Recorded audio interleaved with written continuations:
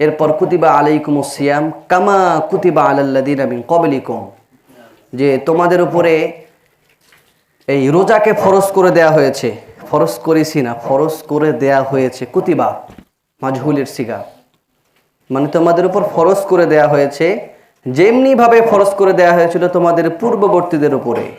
Old generation যারা ছিল, অতীতে যত জাতি বর্গ, যত ধর্মে বিশ্বাসী যত লোক ছিল, প্রতিটা লোকের উপরে এই রোজাকে কি করে দেওয়া হয়েছিল?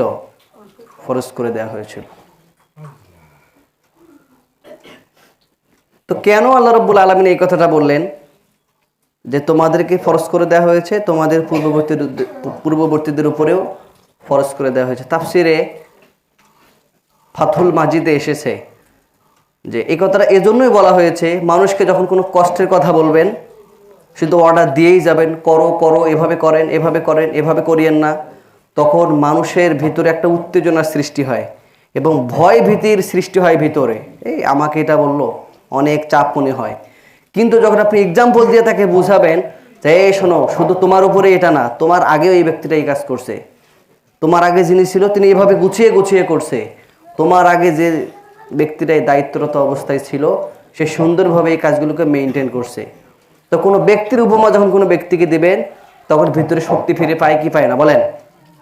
এই যে পূর্বের লোকদের উপরে আল্লাহ রাব্বুল আলামিন রোজা ফরজ করেছিলেন, আমাদের উপরেও করছেন। এই শক্তি জাগানোর জন্য আল্লাহ রাব্বুল আলামিন এই গ্রেট এক্সাম্পল এখানে দিয়েছেন যে শুধু তোমাদের উপরে এই সারাদিন না খেয়ে থাকা, তোমাদের উপরে এই প্রতিটা জিনিস থেকে বিরত থাকা না, এটা তোমাদের জন্য না, তোমাদের পূর্ববর্তী যারা ছিল তাদের উপরেও এই নিয়মটা ছিল। প্রতিটা জাতিবর্গের লোকদের উপরে আল্লাহ রাব্বুল আলামিন রোজার বিধান দিয়েছিলেন।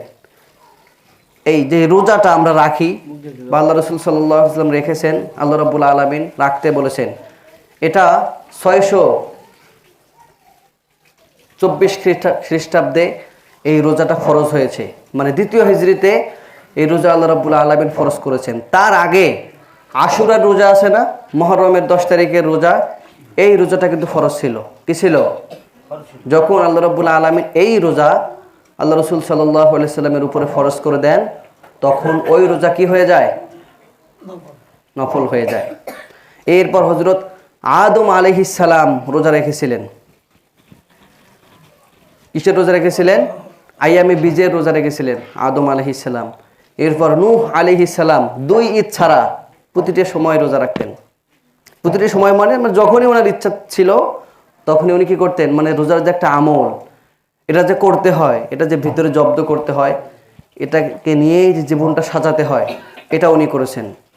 এরপর মূসা আলাইহিস সালাম আল্লাহর সাথে কথা বলার আগে 40 দিন রোজা রেখেছিলেন।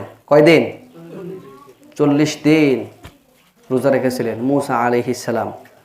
সব থেকে মূসা আলাইহিস সালামের কথা কোরআনে বেশি আসছে, সব থেকে বেশি মূসা আলাইহিস সালামের কথা।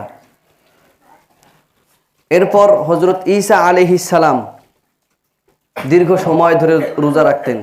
এরপর আল্লাহ রাসূল সাল্লাল্লাহু আলাইহি সাল্লামের উপর যখন রোজা ফরজ হয়ে যায়, তখন আল্লাহ রাসূল সাল্লাল্লাহু আলাইহি সাল্লামও এই ফরজ রোজা করতে শুরু করেন। যাই হোক, আমাদের উপরে আল্লাহ রাব্বুল আলামিন এই রোজার বিধান দিয়েছেন। আমাদের আগে যারা ছিল তাদের উপরে কি করেছিলেন? এই রোজাকে আল্লাহ রাব্বুল আলামিন ফরজ করেছিলেন।